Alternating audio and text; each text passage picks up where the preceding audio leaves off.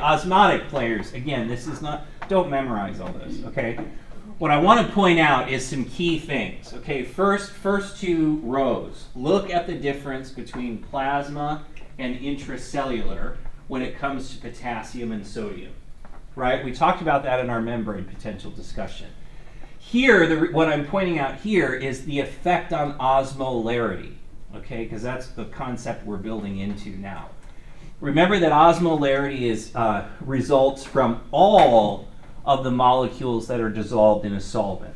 The type of molecule doesn't matter for osmolarity or osmolality, right? It's just how many particles are dissolved. So these top two rows, what that shows you is that the osmolarity of the cell is mostly determined by potassium.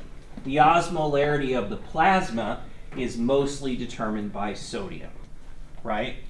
And that is a key difference.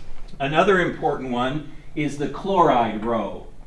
You'll notice that in the plasma and in the interstitial fluid, chloride is our primary anion, right? Our primary negative ion. Well, inside the cell, chloride is relatively low because our primary anion inside the cell is protein, right? Most protein has a negative charge. So the positivity of the potassium is offset not by chloride, but by protein instead, which this isn't a very big number, okay, of protein. But many proteins have multiple negative sites on them. They have multiple negativity areas that accomplish that same thing. Okay? The other difference that we see is the phosphate line. See how there's much more phosphate intracellularly than there is extracellularly. The reason for that is buffering. Phosphate is our primary intracellular buffer. Bicarbonate, HCO3, is our primary extracellular buffer. Right? So you can see these two are reversed just like sodium and potassium are. Okay, so phosphate and bicarb sit in opposite each other.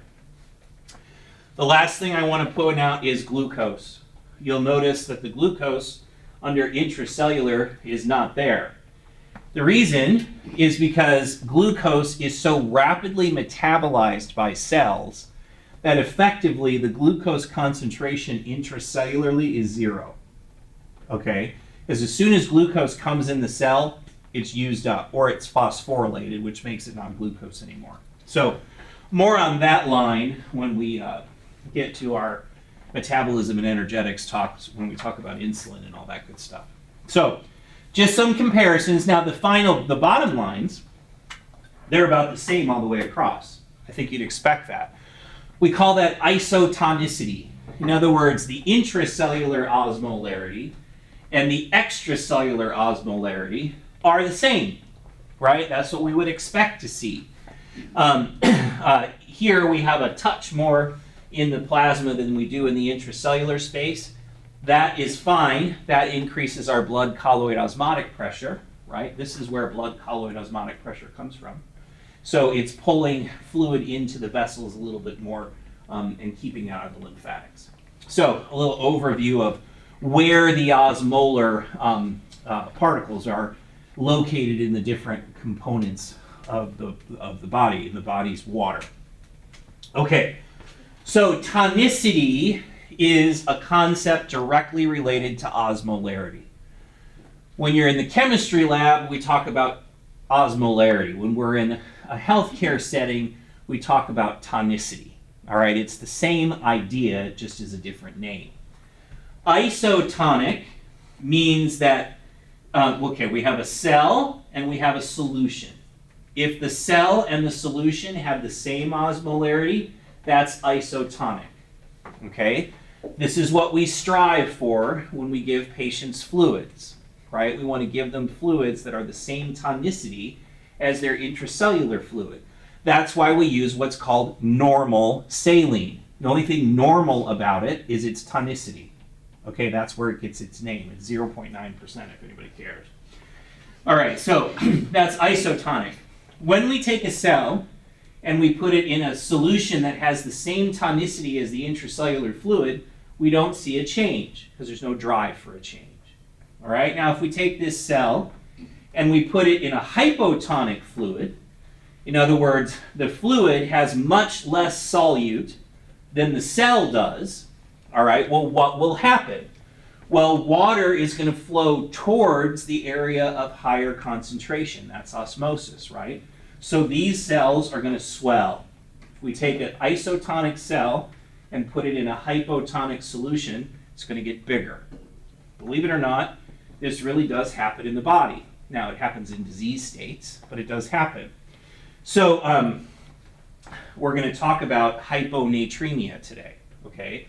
This is an example of hyponatremia. If your body has not enough sodium, you will be hypotonic compared to your cells.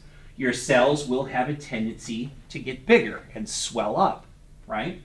Now, the opposite case, if we take an isotonic cell and we put it in a hypertonic solution, okay, the opposite happens. Now, the water in the cell is going to bug out into the hypertonic solution and the cell is going to shrink. Okay, so hypotonic cells swell, hypertonic cells shrink, isotonic, no change. All right. Now, when we add fluid to the body, as we saw in that in the slide earlier this morning, we add it to the plasma volume compartment, right? Because that's the circulation. That's where we put fluid in and take fluid out. Well, how that fluid is distributed between plasma, interstitial fluid, and intracellular fluid varies according to the tonicity of the fluid we give. Thus, the pictures that I'm about to show you. Okay, so here's our normal state, right? We have most of the body's water is intracellular. Never forget that. We never measure that space because we can't stick little needles in a bunch of in millions of little cells, right? All we can measure is the plasma. But at any given time, 2/3 of your body's water is intracellular. Okay, now, if we add isotonic saline, in other words, normal saline, where does the fluid go? Well, when we add isotonic solution, the fluid tends to expand the extracellular fluid compartment. It's why we use this as a resuscitation fluid, right? Because what we want to do, like we were talking about earlier, we want to expand plasma volume. Plasma volume is extracellular fluid. So isotonic fluid works really well for this. Now, we have lots of other fluids too, and they do different things, okay? So in B, oh, this is one where the labels are messed up. Okay, hold on. B and C are reversed. They don't match this, right? Can you fix that now for me? So this should be B, this should be C in your notes, okay? So in C, we're going to add hypotonic fluid to the system. And what we'll see is, first, our osmolarity falls. Okay, that's, I didn't do my axes, sorry. Y-axis is osmolarity, x-axis is volume.